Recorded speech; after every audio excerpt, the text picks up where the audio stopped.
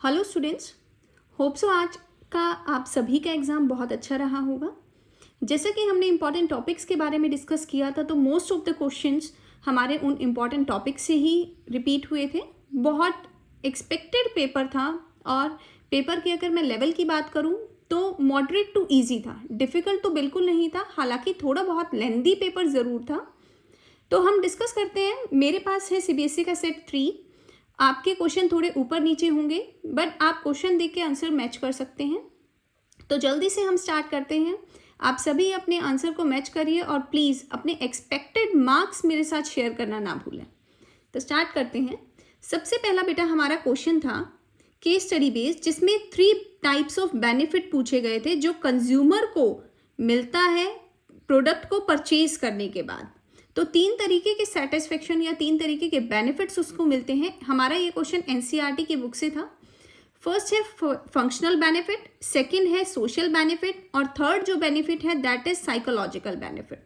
तो इसका आंसर रहेगा हमारा साइकोलॉजिकल बेनिफिट। अब जो सेकंड क्वेश्चन हमें गिवन था वो था, इसमें हमें ऑर्गेनाइजिंग फंक्शन की इंपॉर्टेंस बतानी है जो ऊपर वाली लाइंस में हाईलाइटेड है, और हमारा आंसर है adaptation to change. Adaptation to change हमें कहाँ से पता चला? क्योंकि की वर्ड्स को हमें देखना था केस स्टडी में। Accommodate changes in business environment term दे रखा है इन्होंने, सुटेबली मॉडिफाइड का नाम दे रखा है। तो दोनों की वर्ड से हमें पता चलता है कि हमारा आंसर होना चाहिए था एडेप्टेशन टू चेंज। अब हम थर्ड क्वेश्चन की तरफ चलते हैं। थर्ड क्वेश्चन भी हमारा केस स्टडी बेस्ड था, ईशा स्वीट्स के बारे में था, और हमारा क्वेश्चन था कि फैक्टर हमें बताना है जिसकी वजह से वर्किंग कैपिटल रिक्वायरमेंट इंक्रीज हुई। तो इसका आंसर था हमारा इन्फ्लेशन। इन्फ्लेशन आंसर क्यों था? क्योंकि अवेलेबिलिटी ऑफ रॉ मटेरियल के बारे में कहीं बात नहीं हुई। स्केल बिजनेस बड़ा है छोटा है उसके बारे में कोई बात नहीं हुई है। प्रोडक्शन साइकिल के बारे में कोई बात नहीं हुई है। बात हुई है राइजिंग प्राइजेस की, कि रॉ मटेरियल का प्राइस जो है वो राइज हो गया, इसीलिए फंड्स की रिक्वायरमेंट ज़्यादा हो गई। तो हमारा जो मेन फैक्टर था जो अफेक्ट कर रहा था दैट इज इन्फ्लेशन। अब क्वेश्चन नंबर 4 में था, ये थोड़ा सा बच्चों के लिए कंफ्यूजिंग था, क्योंकि यहाँ पर बच्चे कंफ्यूज हो रहे हैं कि आंसर लीडरशिप आना चाहिए या मोटिवेशन। यहाँ पे इन्होंने कंसेप्ट पूछा था अतुल के बारे में as a supervisor to get the work completed. तो इसका आंसर हमारा लीडरशिप होना चाहिए, क्योंकि यहाँ पर वर्कर्स को उसे डिजायर्ड मैनर में मैनिपुलेट करना था उसके सुपरविजन के अंडर। तो सुपरविजन, सुपरवाइजर, गाइडेंस, इन चीज़ों को जब भी इन टर्म्स का कहीं पे यूज होता है तो हमारा आंसर लीडरशिप रहता है। अब चलते हैं हम नेक्स्ट क्वेश्चन पे। तो क्वेश्चन नंबर 5 है, बहुत इजी है। टू एंश्योर कि मतलब फंड्स राइट टाइम पे राइट जगह पे जिसको भी चाहिए वहाँ पे उसकी अवेलेबिलिटी हो, तो वो सिर्फ फाइनेंशियल प्लानिंग की वजह से हो सकता है। बाकी 3 ऑप्शन क्लियरली कैंसिल आउट हो जाते हैं, क्योंकि कैपिटल स्ट्रक्चर में हम लॉन्ग टर्म सोर्सेज के बारे में बात करते हैं, इन्वेस्टमेंट डिसीजन में हम इन्वेस्टमेंट के बारे में बात करेंगे, और फाइनेंशियल लिवरेज में शॉर्ट टर्म लॉन्ग टर्म दोनों की बात होती है। तो डायरेक्टली आंसर हमारा फाइनेंशियल प्लानिंग हो जाएगा। नेक्स्ट है हमारे स्टेटमेंट, हमें देखनी है स्टेटमेंट 1 एंड 2। यहाँ पर बोला इन्होंने जो कॉस्ट ऑफ डेब्ट is more than cost of equity, तो ये बिल्कुल गलत है, क्योंकि इक्विटी का कॉस्ट ज़्यादा होता है डेब्ट से। और सेकंड स्टेटमेंट था lender risk is lower than equity share holder risk. तो यहाँ पर हमारा आंसर आना है both the statements are false. Next question number 7 है, जब मैंने आपके साथ वीडियो शेयर किया था तो ट्रेडिंग ऑन इक्विटी बहुत अच्छे से मैंने समझाया था कि अगर प्रॉफिट हमारा इंक्रीज होता है शेयर होल्डर का फिक्स फाइनेंशियल चार्जेस की वजह से, तो वो हमारा ट्रेडिंग ऑन इक्विटी होता है। तो आंसर इसका हमारा क्लियर है, ट्रेडिंग ऑन इक्विटी। अब नेक्स्ट हमारा जो केस स्टडी था वो था हमारा फीचर ऑफ मैनेजमेंट के ऊपर। तो इस क्वेश्चन में रिपीटेडली बार फोर्स किया गया कि चेंज हो गया, चेंज की वजह से एडेप्टेशन टू चेंज। तो इसीलिए यहाँ पर आंसर होना चाहिए management is a dynamic function. Next question हमारा मैच था, जो बहुत ही इजी था, ये सभी बच्चे कराए होंगे, क्योंकि क्लियरली पता चल रहा है कि one best way of doing, ये भी मैंने ऑलरेडी डिस्कस किया था आपके साथ वीडियो में, कि सबसे बेस्ट अगर मेथड पूछा जाए तो वो मेथड स्टडी होता है। स्टैंडर्ड टाइम के बारे में आ जाए तो वो टाइम स्टडी होगा। रेस्ट के बारे में बात आ जाए तो फैटीग स्टडी होगा, और अगर आपसे मोमेंट्स के बारे में पूछा जाए तो आंसर हमारा मोशन स्टडी होगा। इसका आंसर है ऑप्शन नंबर सी। अब हम चलते हैं क्वेश्चन नंबर 10 पे।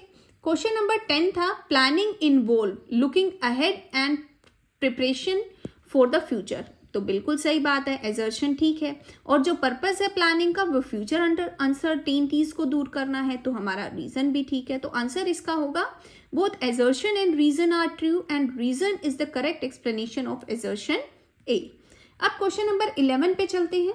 क्वेश्चन नंबर 11 में इंटरनल सोर्स ऑफ रिक्रूटमेंट के बेनिफिट बताना है। मतलब अगर हम रिक्रूटमेंट अंदर से करते हैं कंपनी के तो उसके क्या बेनिफिट होंगे। प्रोसेस बिल्कुल सिंपल हो जाएगा क्योंकि प्रमोशन के थ्रू या ट्रांसफर के थ्रू हम सिलेक्शन कर लेंगे। वाइडर चॉइस तो बिल्कुल नहीं होगी क्योंकि वाइडर चॉइस एक्सटर्नल रिक्रूटमेंट में होगा। न्यू ब्लड भी नहीं आएगा। नया ब्लड कहाँ से आएगा जब अंदर के अंदर हमने सिलेक्शन कर लिया, नए लोग तो आ ही नहीं रहे हैं। और ये एक्सपेंसिव नहीं होता क्योंकि यहाँ पे हमें कुछ ज़्यादा खर्चा करने की ज़रूरत नहीं है। नेक्स्ट है जहां पर भी आंसरेबिलिटी की बात हो गई, it means the answer will be accountability, क्योंकि अकाउंटेबिलिटी का मतलब ही होता है आंसरेबिलिटी। अब क्वेश्चन नंबर 13 पे चलते हैं हम। 13 क्वेश्चन हमसे पूछा कि स्टाफिंग वो पार्ट है प्रोसेस ऑफ मैनेजमेंट का जो जुड़ा हुआ है obtaining, utilising and maintaining a satisfied and satisfactory workforce. बिल्कुल करेक्ट है, और स्टाफिंग एक कॉन्टिन्यूअस प्रोसेस भी है। तो इसका आंसर रहेगा both the statements are true. अब क्वेश्चन नंबर 14 पे चलते हैं। तो क्वेश्चन नंबर 14 पे पूछा गया था कि आपको फैक्टर बताना है जो डिविडेंड डिसीजन को अफेक्ट करेगा इस कंपनी के। तो यहाँ पर जब हमने इस केस स्टडी को पढ़ा तो हमने देखा कि यहाँ पर जो मैनेजमेंट है वो चाहती है मनी को रिटेन करना, क्योंकि वो आगे किसी बेटर अपॉर्चुनिटी में, बेटर इन्वेस्टमेंट में अपने पैसों को लगाना चाहती है। तो इसका आंसर ग्रोथ अपॉर्चुनिटीज रहेगा। क्वेश्चन नंबर 15 की बात करते हैं। क्वेश्चन नंबर 15 में 2 स्टेटमेंट्स दे रखी थी। पहली स्टेटमेंट बिल्कुल ठीक थी क्योंकि directing facilitate introduction of need change in organisation, बिल्कुल चेंज को फैसिलिटेट करता है। और रीजन जो था कि रेजिस्टेंस टू चेंज आता है, ये बिल्कुल फॉल्स है क्योंकि डायरेक्टिंग में तो मोटिवेशन और लीडरशिप होता है जो चेंज करने के लिए मोटिवेट करता है। नेक्स्ट क्वेश्चन नंबर 16 देखते हैं हम। क्वेश्चन नंबर 16 था, इसमें हमें टाइप ऑफ प्लान बताना है। तो टाइप ऑफ प्लान बहुत इजीली हमने आइडेंटिफाई कर लिया था क्योंकि यहाँ पर हम कंपेयर कर रहे थे एक्चुअल सेल्स को एक्सपेक्टेड सेल के साथ। तो आंसर इसका बजट रहेगा। क्वेश्चन नंबर 17 में process of designing and maintaining an environment, जिसमें इंडिविजुअल एक साथ मिलकर काम करते हैं एम को कंप्लीट करने के लिए। तो क्लियरली मैनेजमेंट की डेफिनेशन दे रखी है, तो मैनेजमेंट इसका आंसर रहेगा। क्वेश्चन नंबर 18 में हमें बैरियर्स को एक्सप्लेन करेंगे। तो बैरियर इसमें बताया गया था क्वेश्चन में कि जो निमेश है वो प्रोडक्शन मैनेजर है। तो यहाँ पर प्रॉब्लम जब हमने देखा था, प्रॉब्लम थी रूल्स और रेगुलेशन से रिलेटेड कंपनी के। तो डेफिनेटली इसका आंसर ऑर्गेनाइजेशनल बैरियर रहेगा। क्वेश्चन नंबर 19 में हमें एक पिक्चर दे रखी थी जहाँ पे जो एंकर है वो रोबोटिक फॉर्म में दिख रहा था, AI artificial intelligence. So definitely that will be a part of technological environment. Now come on question number 20। Question number 20 में था as per consumer protection act हमें स्टेटमेंट बतानी है कि हमारी कौन सी स्टेटमेंट करेक्ट है। तो स्टेटमेंट ये बहुत इजी क्वेश्चन था, इसमें हमारा आंसर डी रहेगा क्योंकि डी में दे रखा है कि अगर हम नेशनल कमीशन के ऑर्डर से सेटिस्फाई नहीं होंगे तो हम डायरेक्टली सुप्रीम कोर्ट में अपील कर सकते हैं। डायरेक्ट कमीशन से अगर सेटिस्फाई नहीं है तो हमें स्टेट में जाना पड़ता है बजाय कि नेशनल में। तो फर्स्ट गलत हो गया। सेकंड में डिस्ट्रिक्ट कमीशन से अगर सेटिस्फाई नहीं है तो डायरेक्टली सुप्रीम कोर्ट नहीं जा सकते, तो ये भी करेक्ट नहीं है। थर्ड में अगर हम देखें तो ये भी हमारा करेक्ट नहीं है। स्टेट से अगर सेटिस्फाई नहीं है तब भी हम सुप्रीम कोर्ट में नहीं जा सकते। आंसर होगा हमारा आंसर नंबर डी। अब क्वेश्चन नंबर 21 जो है हमारा वो था कि राधिका ने एक बिजनेस। इस क्वेश्चन में हमें पूछा गया था कि हमें कंसेप्ट बताना है कि ऊपर वाले केस में, इस क्वेश्चन में हमसे कंसेप्ट के बारे में पूछा गया था कि हमें कंसेप्ट बताना है, किसके बारे में बात की गई है। तो इसका आंसर हमें डायरेक्टली इस लाइन से पता चल रहा था कि there was no proper exchange of fact, idea and view. तो ये केस किस में नहीं होता, ये कम्युनिकेशन में नहीं होता, तो इसलिए हमें इसका आंसर बताना था कि यहाँ पर इस केस में कम्युनिकेशन के बारे में बात हो रही है और हमें कम्युनिकेशन के प्रोसेस के 5 एलिमेंट्स बता देने थे, sender, encoding, message, medium and receiver. Next question पे चलते हैं। क्वेश्चन नंबर था 22। ये थोड़ा सा ट्रिकी क्वेश्चन था क्योंकि इस क्वेश्चन में बच्चे थोड़े कंफ्यूज हो गए। क्वेश्चन में क्या था, उन्होंने 3 चीज़ें दे रखी थी कि अमन ने 3 चीज़ें तो की कि उसने कंपेयर किया एक प्रोडक्ट को दूसरे प्रोडक्ट से, उसने सेफ्टी सिक्योरिटी चेक की ISI मार्क देख के, और थर्ड उसने सेफ्टी मेजर्स को भी ध्यान में रखा, प्रॉपरली इंस्टॉलेशन के लिए रूल्स को फॉलो किया। यहाँ पे क्वेश्चन पूछा था कि वो क्या चीज़ें करना भूल गया या उसने क्या चीज़ें करनी छोड़ दी, क्या चीज़ नहीं की। अब बच्चों ने सोचा कि यहाँ पे कौन सी रिस्पॉन्सिबिलिटी की बात नहीं हुई। तो इस केस स्टडी में बेटा हमारा आंसर 3 रिस्पॉन्सिबिलिटी हो सकती थी कि पहला उसने कैश मेमो और बिल के बारे में नहीं पूछा, दूसरा वो ओवन खरीद रहा था तो उसने इन्वायरमेंटल प्रोटेक्शन के बारे में ध्यान नहीं दिया, और तीसरे उसने वारंटी टर्म्स और कंडीशन के बारे में कोई क्वेश्चन नहीं किया।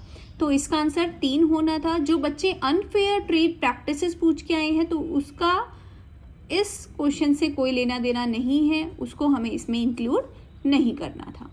अब नेक्स्ट क्वेश्चन तो बहुत सिंपल था, जो मैंने आपको वैसे ही इंपॉर्टेंट बताया था कि कैपिटल मार्केट मनी मार्केट में डिफरेंस कर लीजिए, सेबी के फंक्शंस कर लीजिए, और साथ में प्राइमरी मार्केट और सेकेंडरी मार्केट में डिफरेंशिएशन कर लीजिए। तो तीनों क्वेश्चन हमारे सेम रिपीट हुए हैं और ज़्यादा मुश्किल नहीं थे, डायरेक्ट क्वेश्चन थे, तो होप सो आपने इनको अटैम्प्ट कर दिया होगा।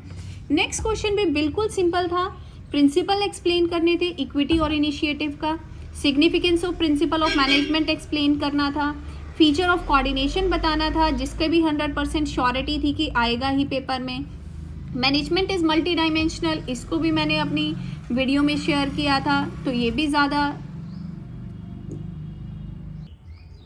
अब क्वेश्चन नंबर 27 में हमें element of marketing mix identify करना है। तो मार्केटिंग के 4 मार्केटिंग मिक्स हैं हमारे, that is product, price, place and promotion. तो यहाँ पर जैसे ही 50% डिस्काउंट की बात हो गई, free of weight loss programme की बात हो गई, फ्री कोचिंग फैसिलिटी की बात हो गई, यहाँ से डायरेक्टली पता चल रहा है कि ये प्रमोशन मिक्स के बारे में बात कर रहा है। और यहाँ पर हमने आइडेंटिफाई कर लिया कि टूल्स कौन से होंगे, इसमें एडवर्टाइजमेंट की बात हो रही है, सेल्स प्रमोशन की बात हो रही है, और थर्ड पब्लिक रिलेशन की बात हो रही है। अब हम डिस्कस करते हैं क्वेश्चन नंबर 28 को। तो क्वेश्चन नंबर 28 में हमें आइडेंटिफाई करना था कि कौन से फाइनेंशियल डिसीजन के बारे में बात कर रहे हैं।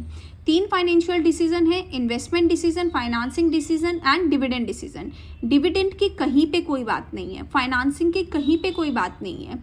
बात की गई है कि उन्हें ये डिसाइड करना है कि उसे कहाँ इन्वेस्ट करना है, क्योंकि इसमें उसका बहुत ह्यूज कॉस्ट लगने वाला है और जो डिसीजन है वो इरिवर्सिबल होंगे। तो इन्वेस्टमेंट डिसीजन में ही हम लॉन्ग टर्म इन्वेस्टमेंट प्रोग्राम्स के बारे में बात करते हैं, प्रोजेक्ट्स के बारे में बात करते हैं, तो answer will be investment decision. और इसके 2 फैक्टर्स जो हैं वो आप लिख सकते थे, cash flow position, rate of return, या फिर आप इन्वेस्टमेंट क्राइटेरिया को भी इसमें इंक्लूड कर सकते हो। क्वेश्चन नंबर 29 बहुत सिंपल और इजी था। 2 पॉइंट्स ऑफ प्लानिंग फंक्शन आपको बताना था जो ऑलरेडी इसमें गिवन था। प्लानिंग गिव्स डायरेक्शन और clarity of thoughts and action, इन सबको आप दोनों को एक्सप्लेन कर सकते थे। अब नेक्स्ट हमारा क्वेश्चन नंबर 30। पूरी केस स्टडी को जब हम लास्ट में देखते हैं तो वहाँ से हमें पता चलता है कि ये जो क्वेश्चन है ये हमारा था मैनेजमेंट की कंसेप्ट एफिशिएंसी और इफेक्टिवनेस के ऊपर बेस्ड। तो हमें आइडेंटिफाई करना था कि ग्रुप 1 में, सेकंड में और थर्ड में किसके बारे में बात हो रही है। तो जो ग्रुप 1 है उसने एफिशिएंटली और इफेक्टिवली दोनों चीज़ों को कंप्लीट किया। ग्रुप 2 जो है उसने इफेक्टिवली काम किया, और ग्रुप सी है उसने एफिशिएंटली काम किया। तो जो हमारा ग्रुप 1 है जिसने इफेक्टिवली और एफिशिएंटली काम किया, वही हमारा कंसेप्ट जो है वो सबसे ज़्यादा इम्पॉर्टेंट है और आपको इसका रीज़न बता देना था। नेक्स्ट है क्वेश्चन नंबर 31। बिल्कुल सिंपल स्ट्रेट फॉरवर्ड क्वेश्चन है। आप non financial incentive, process of staffing दोनों को एक्सप्लेन कर सकते थे। क्वेश्चन नंबर 32 की बात करते हैं। आपको यहाँ पर लाइन कोट करनी थी जो बताएगा 3 फैक्टर्स जो कंसीडर करने थे रवि और मेघा को determine the price of LED light. तो तो यहाँ पर प्राइसिंग के फैक्टर्स को एक्सप्लेन करना था। तो प्राइसिंग के कौन कौन से फैक्टर हैं, सबसे पहला हम कॉस्ट के बारे में डिस्कस कर रहे थे, तो यहाँ से आप ले सकते हो। डिमांड और यूटिलिटी के बारे में बात हुई, दूसरा फैक्टर यहाँ से आप ले सकते हो। और तीसरा कंपटीशन को उन्होंने कंसीडर किया है, तो हम कंपटीशन को यहाँ से ले सकते हैं। तो तीनों फैक्टर हमें गिवन थे, आप इन लाइन को कोट्स करके उनको ईजिली बता सकते हो। नेक्स्ट है हमारा क्वेश्चन नंबर 33, बिल्कुल सिंपल, जिसके बारे में पहले ही बहुत बार प्रेडिक्शन हो चुका है कि फॉर्मल ऑर्गेनाइजेशन के बारे में क्वेश्चन आ सकता है, फॉर्मल इनफॉर्मल या फंक्शनल स्ट्रक्चर और डिविजनल स्ट्रक्चर के बारे में क्वेश्चन आना था, जो हमें पहले ही पता था और इसको शायद आप अटेम्प्ट करके आ गए होंगे। नेक्स्ट हमारा क्वेश्चन नंबर 34 है, जहां पर हमें आइडेंटिफाई करना था और फंक्शन बताना था मैनेजमेंट का, जो इस केस स्टडी में डिस्कस किया है। तो इस केस स्टडी में हमने कंट्रोलिंग को डिस्कस किया है, जो हमारे लास्ट वाले पैराग्राफ से क्लियर हो गया कि प्री डिटरमाइंड गोल उन्होंने डिसाइड किया था, नोबिता ने मॉनिटर किया, उसको एनालाइज किया, फिर उसका रीज़न फाइंड आउट किया कि क्या हुआ है, किस वजह से हुआ है। तो 100% श्योरिटी के साथ आपको यहाँ से पता चल जाना चाहिए था कि कंट्रोलिंग फंक्शन के बारे में ही यहाँ पर बात हुई है। तो 5 पॉइंट्स ऑफ इंपॉर्टेंस आप कुछ भी बता सकते थे। एफिशिएंसी इंक्रीज करता है, गोल्स अचीव करने में हेल्प करता है, कोऑर्डिनेशन में हेल्प करता है, मोटिवेट करने में हेल्प करता है, डिसिप्लिन और ऑर्डर से काम करता है और वेस्टेज रिमूव करने में हेल्प करता है। तो यही हमारा था सेट नंबर 3 CBSE का। होप सो आपका पेपर बहुत अच्छा रहा होगा। और अगर आपको किसी भी सेट से रिलेटेड कोई भी डाउट है, किसी क्वेश्चन से रिलेटेड डाउट है, feel free to comment on the video and ask whatever you want to know. अब मैं अकाउंटिंग के जो इम्पोर्टेंट कंसेप्ट्स हैं उनके बारे में वीडियोस बनाऊंगी आगे, तो प्लीज़ आप चैनल को सब्सक्राइब करें और फॉलो करें, ताकि आपका अकाउंट्स का पेपर भी इतना ही अच्छा हो जितना आपका बिजनेस स्टडीज़ का गया। Thank you.